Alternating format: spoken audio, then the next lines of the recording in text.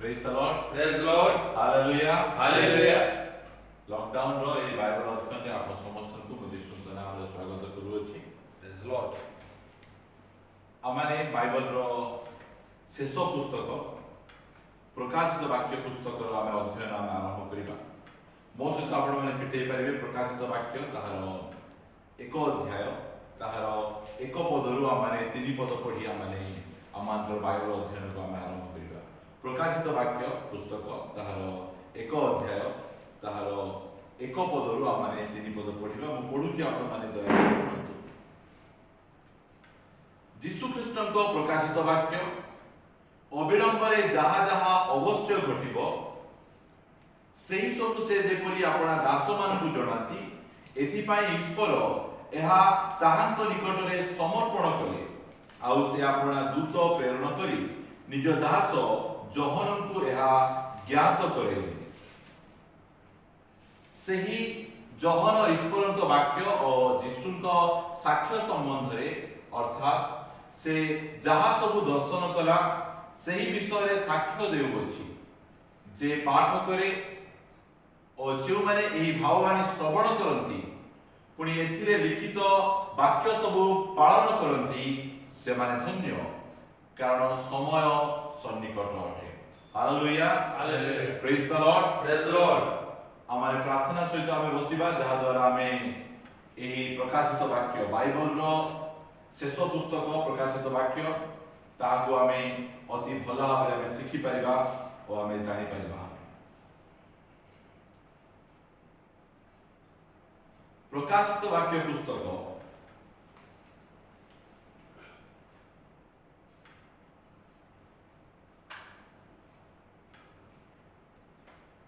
आमे प्रथमे आमे देखिबा आमे एहाको प्रकाशित वाक्य काहे की कहा जाए।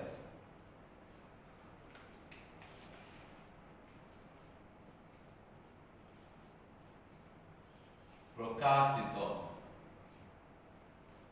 ए जो प्रकाशित वाक्य एहा नूतन नियम रो गोटे शब्द।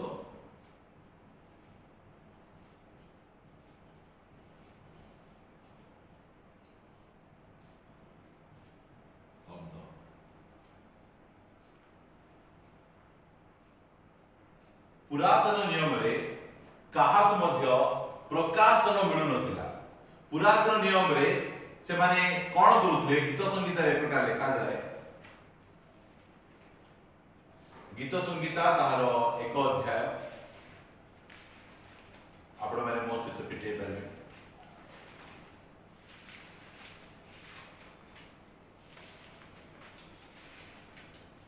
ताहार एक अध्याय देखा गला दुई पद रे मात्र सदा प्रभु को व्यवस्था रे जहार आमोद थाए ओ जे दिवारात्र ताहांकर व्यवस्था ध्यान करे से धन्य।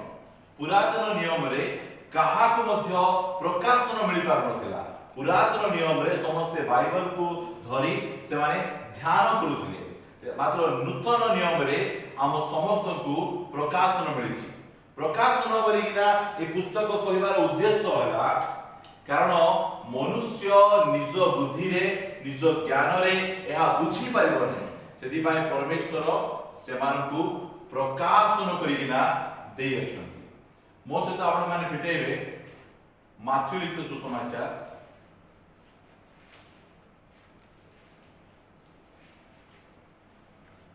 तार 16 अध्याय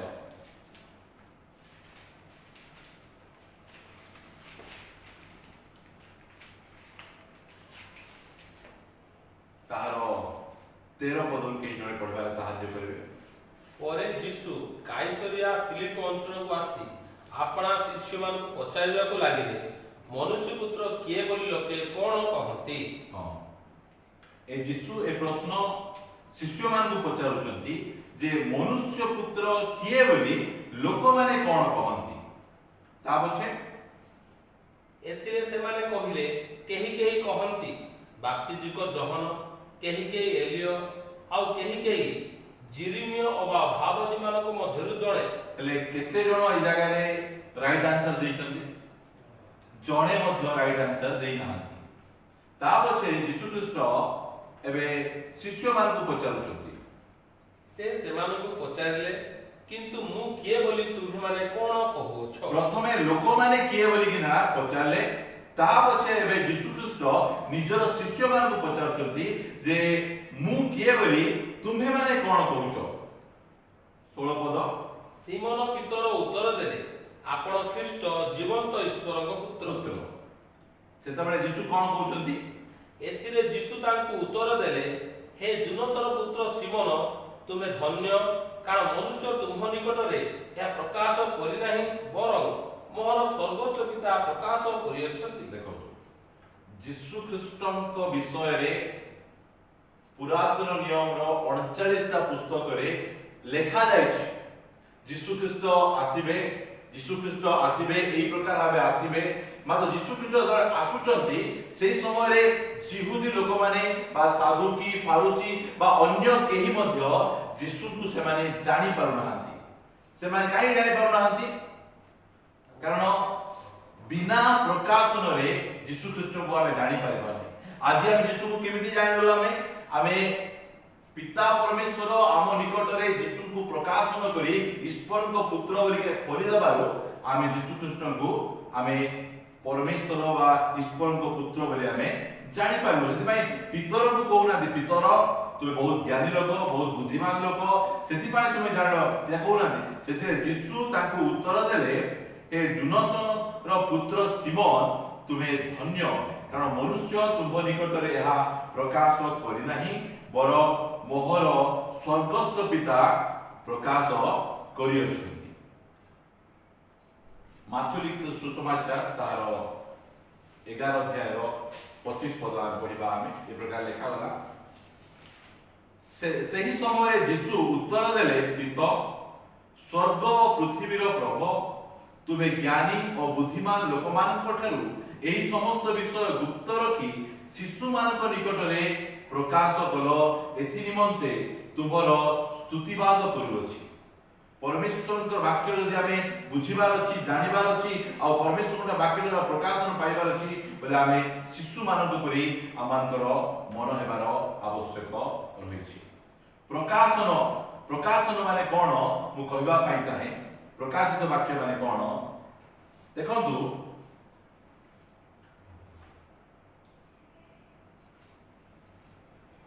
एमिति गोटे जिनस उपरे पर्दा पड़िथिबो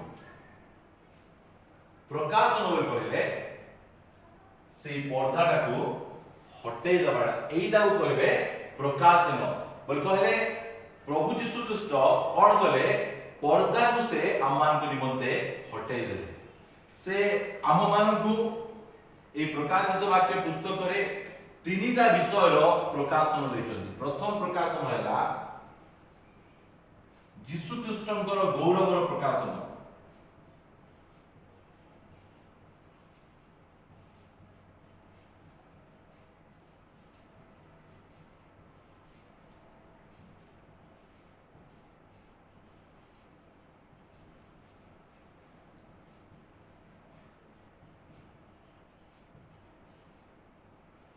दुई विषय मंडलीर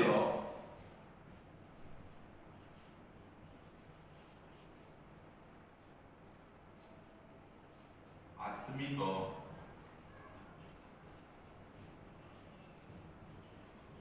परिस्थितिर प्रकाशन।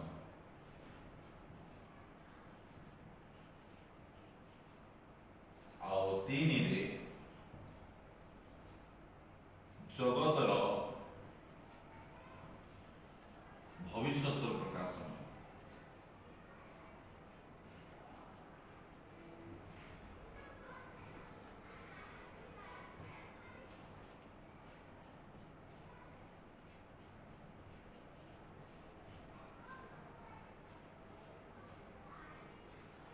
जो समय रे यीशु ख्रीष्ट स्वर्ग को गृहीत हेले से समय जाए यीशुकर से गौरवमय रूपर प्रकाशन कहा निकट प्रकाशित नथिला मात्र प्रकाशित वाक्य रे देखुछु यीशुकर गोटे प्रकाशन मु आपण मान को पढ़ाई देबा पई चाहे प्रकाशित पुस्तक ତାହାର 1 ଅଧ୍ୟାୟ 11 ପଦରୁ ମୁଁ ପଢୁଛି। ତୁମେ ଯାହା ଦର୍ଶନ କରୁଅଛ ତାହା ଗୋଟିଏ ପୁସ୍ତକରେ ଲିପିବଦ୍ଧ କରି ସପ୍ତ ମଣ୍ଡଳୀ ଅର୍ଥାତ୍ ଏଫିସ୍, ସ୍ମୁର୍ଣ୍ଣା, ପର୍ଗମ୍, ଥୁଆତିରା, ସାର୍ଦି, ଫିଲାଦେଲଫିଆ ଓ ଲାଉଦିକିଆ ନିକଟକୁ ପ୍ରେରଣ କର। କିଏ ମୋ ସହିତ କଥା କହୁଅଛନ୍ତି ଏହା ଦେଖିବା ନିମନ୍ତେ ମୁଁ ବୁଲି ପଡ଼ିଲି। ଆଉ ବୁଲି ପଡ଼ନ୍ତେ ମୁଁ ଦେଖିଲି ସପ୍ତ ସୁବର୍ଣ୍ଣ ପ୍ରଦୀପ। ପୁଣି ସେହି ପ୍ରଦୀପ ଗୁଡ଼ିକ ମଧ୍ୟସ୍ଥଳରେ ମନୁଷ୍ୟ ପୁତ୍ରଙ୍କ ସଦୃଶ୍ୟ ଜଣେ ବ୍ୟକ୍ତି। ସେ ପାଦ ପର୍ଯ୍ୟନ୍ତ ବସ୍ତ୍ରରେ ଆଚ୍ଛାଦିତ ଓ ବକ୍ଷସ୍ଥଳରେ ସୁବର୍ଣ୍ଣ ପଟୁକା ଦ୍ୱାରା ବେଷ୍ଟିତ। ତାହାଙ୍କ ମସ୍ତକ ଓ କେଶ ହିମତୁଲ୍ୟ ଶୁଭ୍ର ଲୋମ ପରି ଶୁକ୍ଳବର୍ଣ୍ଣ, ଆଉ ତାହାଙ୍କର ଚକ୍ଷୁ ପ୍ରଜ୍ୱଳିତ ଅଗ୍ନିଶିଖା ସଦୃଶ୍ୟ। ତାହାଙ୍କ ପାଦ ଭାଟିରେ ପରିସ୍ଫୁଟ ଉଜ୍ଜ୍ୱଳ ପିତ୍ତଳ ତୁଲ୍ୟ ଓ ତାହାଙ୍କ ସ୍ୱର ମହା ଜଲକଳଲ ସଦୃଶ୍ୟ। ସେ ଆପଣା ଦକ୍ଷିଣ ହସ୍ତରେ ସପ୍ତ ନକ୍ଷତ୍ର ଧାରଣ କରିଥିଲେ। ତାହାଙ୍କ ମୁଖରୁ ତୀକ୍ଷ୍ଣ ଦୁଇଧାର ଖଡ୍ଗ ନିର୍ଗତ ହେଉଥିଲା। ଆଉ ତାହାଙ୍କ ମୁଖ ମଧ୍ୟାହ୍ନକାଳୀନ ସୂର୍ଯ୍ୟ ପରି ତେଜୋମୟ ଥିଲା। ତାହାଙ୍କୁ ଦେଖି ମୁଁ ମୃତ ପରି ତାହାଙ୍କ ପାଦ ତଳେ ପଡ଼ିଗଲି। ସେଥିରେ ସେ ମୋ ଉପରେ ଆପଣା ଦକ୍ଷିଣ ହସ୍ତ ଥୋଇ କହିଲେ। ଆଗରୁ ମଧ୍ୟ ଜହନ ଯୀଶୁଖ୍ରୀଷ୍ଟଙ୍କୁ ଦେଖିଛନ୍ତି। ଯୀଶୁଖ୍ରୀଷ୍ଟଙ୍କର ସହିତ 3 ବର୍ଷ 6 ମାସ ରହିଛନ୍ତି। ତାଙ୍କର ଛାତିରେ ନିଜର ମୁଣ୍ଡ ଦେଇଛନ୍ତି। ମାତ୍ର ଏହି ଜାଗାରେ ଯୀଶୁଖ୍ରୀଷ୍ଟଙ୍କର ଗୌରବମୟ ପ୍ରକାଶନ ସେ ପାଇପାରୁଛନ୍ତି। ଏହା ହେଉଛି ପ୍ରକାଶିତ ବାକ୍ୟ ପୁସ୍ତକରେ ଯୀଶୁଖ୍ରୀଷ୍ଟଙ୍କର ଗୋଟେ ଗୌରବର ପ୍ରକାଶନ ଆମେ ଦେଖିପାରୁଛୁ। ତା ପଛେ ଆମେ 2 ଅଧ୍ୟାୟ ଓ 3 ଅଧ୍ୟାୟ ଆମେ ପଢ଼ିଲେ ଆମେ ଜାଣିପାରିବା ମଣ୍ଡଳୀର ଆତ୍ମିକ ପରିସ୍ଥିତିର ପ୍ରକାଶନ। ମଣ୍ଡଳୀ କି ପ୍ରକାର ପରିସ୍ଥିତିରେ ଅଛି 2 ଅଧ୍ୟାୟ ଓ 3 ଅଧ୍ୟାୟରେ ଆମେ ଦେଖିପାରିବା। ତା ପଛେ ଜଗତର ଭବିଷ୍ୟତ କ'ଣ ହେବା ପାଇଁ ଯାଉଛି। ଲୋକମାନେ ଏ ଜଗତ ଉପରେ ଭରସା, ଏ ଜଗତରେ ସବୁବେଳେ ରହିବା ପାଇଁ ଚେଷ୍ଟା କରୁଛନ୍ତି। ମାତ୍ର ଖ୍ରୀଷ୍ଟିଆନ ଲୋକମାନଙ୍କୁ ପରମେଶ୍ୱର ଖୋଲିକିନା ଦେଇଛନ୍ତି ଯେ ଜଗତର ପରିସ୍ଥିତି କ'ଣ। এই 3টা বিষয় এই প্রকাশিত বাক্য পুস্তকরে প্রভু যীশু খ্রিস্ট সে আমানকু প্রকাশন করি আমানকু দেই অছন্তি। আসন্তু আমনে 1 অধ্যায়র 1 পদকু আমি পড়িবাটা আমি আরম্ভ করিবা। আমি যীশু খ্রিস্টଙ୍କ প্রকাশিত বাক্য ଏହା ଜହନଙ୍କର ପ୍ରକାଶିତ ବାକ୍ୟ ନାହିଁ। ଯେତେବେଳେ ଆମେ ଟାଇଟଲ ଦେଖୁଛୁ ଜହନଙ୍କ ପ୍ରତି ପ୍ରକାଶିତ ବାକ୍ୟ, ମାତ୍ର ଆମେ ଏଠି ଆମେ ଦେଖୁଛୁ ଯୀଶୁ ଖ୍ରୀଷ୍ଟଙ୍କର ପ୍ରକାଶିତ ବାକ୍ୟ। ଲେଖାଗଲା ଅବିଳମ୍ବରେ ଯାହା ଯାହା ଅବଶ୍ୟ ଘଟିବ, ଘଟିବ ନାହିଁ ବୋଲି ନାହିଁ, ଅବିଳମ୍ବରେ ବହୁତ ସର୍ଟ ପିରିୟଡରେ ଯାହା ଯାହା ଅବଶ୍ୟ ଘଟିବ ସେହି ସବୁ ସେ ଯେପରି ଆପଣା ଦାସମାନଙ୍କୁ ଜଣାନ୍ତି। ଏହା ଜଗତ ନିମନ୍ତେ ନୁହେଁ, ଏଟା କାହା ପାଇଁ? ଏଟା ପ୍ରଭୁଙ୍କର ଦାସମାନଙ୍କ ନିମନ୍ତେ। ଦାସମାନଙ୍କ ନିମନ୍ତେ ବୋଲି କହିଲେ ଯୋଉମାନେ ଆମେ ଇଂଲିଶ ବାଇବଲ ପଢବା ଲେଖା ହେଲା ଯେ ବଣ୍ଡ ସର୍ଭେଣ୍ଟ, ଯୋଉମାନେ କି ପ୍ରଭୁଙ୍କର ସେବା କୌଣସି ଟଙ୍କା ପାଇଁ, କୌଣସି ପଇସା ପାଇଁ ବା କୌଣସି ମାନି ମର୍ଯ୍ୟାଦା ବା ସମ୍ମାନ ପାଇଁ ଯୋଉମାନେ କରୁନାହାନ୍ତି, ପ୍ରଭୁ ଯୀଶୁ ଖ୍ରୀଷ୍ଟଙ୍କୁ ପ୍ରେମ କରି ଯୋଉମାନେ ନିଜ ଜୀବନକୁ ପ୍ରଭୁଙ୍କ ଠାରେ ସମର୍ପଣ କରି ସେବା କରୁଛନ୍ତି, ଏହି ପ୍ରକାର ଦାସମାନଙ୍କୁ ସେ କ'ଣ କରୁଛନ୍ତି? ଏହା ଜଣାଉଛନ୍ତି। ଏହି ପ୍ରକାଶିତ ବାକ୍ୟ ପୁସ୍ତକ ଏହା ଜଗତ ନିମନ୍ତେ ଏହା ନାହିଁ, ଏହା କେବଳ ମଣ୍ଡଳୀ ନିମନ୍ତେ। ଏଥିପାଇଁ ଈଶ୍ୱର ଏହା ତାହାଙ୍କ ନିକଟରେ ସମର୍ପଣ କଲେ। ଆଉ ସେ ଆପଣା ଦୂତ ପ୍ରେରଣ କରି ନିଜ ଦାସ ଜହନଙ୍କୁ ଏହା ଜ୍ଞାତ କରିଲେ। ଜହନ ନିଜ ବୁଦ୍ଧି ଜ୍ଞାନ ବଳରେ ଏହା ଜାଣିପାରିବେ ନାହିଁ, ସେ ଦେଖିଲେ ମଧ୍ୟ ବୁଝିପାରିବେ ନାହିଁ। ସେଥିପାଇଁ ସେ କ'ଣ କଲେ? ଗୋଟେ ଦୂତକୁ ପ୍ରେରଣ କରିକିନା ଏଇଟା ସେ ଜହନଙ୍କୁ ଜଣାଉଛନ୍ତି। ଆମେ ଦେଖିବା ଏଇ ଦୂତ କିଏ ଅଟନ୍ତି। ମୋ ସହିତ ଆପଣମାନେ ଫିଟେଇ ପାରିବେ ପ୍ରକାଶିତ ବାକ୍ୟ ତାର 19 ଅଧ୍ୟାୟ ତାହାର 10 ପଦ। ଏ ଜଣେ ପାଟି କରି ପଢ଼ନ୍ତୁ। ତହିଁରେ ମୁଁ ତାହାଙ୍କୁ ପ୍ରଣାମ କରିବା ନିମନ୍ତେ ତାହାଙ୍କ ପାଦ ତଳେ ଉବୁଡ଼ ହେଲି। ସେଥିରେ ସେ ମୋତେ କହିଲେ, ସାବଧାନ, ଏହା କର ନାହିଁ। ମୁଁ ତୁମ୍ଭର ଓ ଯୀଶୁଙ୍କ ସାକ୍ଷୀ ଯେ ତୁମ୍ଭର ଭାତୃଗଣ ସେମାନଙ୍କର ସହଦାସ ଈଶ୍ୱରଙ୍କୁ ପ୍ରଣାମ କର। ଯୀଶୁଙ୍କ ବିଷୟ विषयक साक्ष्य तो भविष्यत बाणीर सार। ए दूत किए अटंती? ए दूत कौनसी दूत नांती ई जगह रे जेतबेले जहन सेही दूतंकु जेतबेले प्रणाम करबा पय जाउचंती सेतबेले से कोन कहउचंती सेतिरे से मते कहिबे सावधान एहा करो नहीं मु तुम्हर और जिसुंकर साक्षी जे तुम्हर भातृगण से कोन कहउचंती मु तुम्हर भाई बोलिके से कहउचंती। तापछि जदि हमें 22 अध्याय को जिबा हमें 22 अध्याय रो 8 और 9 पद पढंतु। मु जॉन स्वयं ए समस्त श्रवण और दर्शन कली। श्रवण और दर्शन करिबा परे जो दूत मते ए समस्त दर्शन कराइले मु ताहाको पाद तले प्रणाम करिबा निमंते उगुण हेली। किंतु से मते कहिले सावधान या करो नाही कारण मु तुम्हर और तुम्हर भातृवृंद भाववादी मानकर और ए पुस्तकर वाक्य पालनकारी मानकर सहदास ईश्वर को प्रणाम करो। आमे बुझी पारुछु एटा कोनोसी दूत नाहंती एटा जणे लेखुचन कहउचंती मु तुमरो भाई मु तुमरो भातृवृंद। आमे एटा क्लियर लिखा है नै से नूतन नियमर गोटे दास कि पुरातन नियमर दास मात्र एटा से स्वर्गर दूत माने नाहंती एटा के अटंती गोटे भातृवृंद गोटे भाई ए जगह रे आमे ताहा भला भाबे आमे देखि पारुछु। आमे ताबसे आमे दुई पद पढिबा सेथिरे जहन ईश्वरक वाक्य और जिसुक साक्ष्य संबंध रे अर्थात से जहा सब दर्शन कला सही विषय रे साक्ष्य देउछि। एइरा जहन निज चक्षुरे देखिकिना ए सब जाक से साक्ष्य देउछंती। आमे तीन पद पढिबा आमे तीन पद के जण मते पढिबा सहाय्य करिवे। जे पाठ करे और जो माने ए भाववाणी श्रवण करंती पुनि सेथिरो लिखित विषय सब पालन करंती से माने धन्य कारण समय सन्निकट।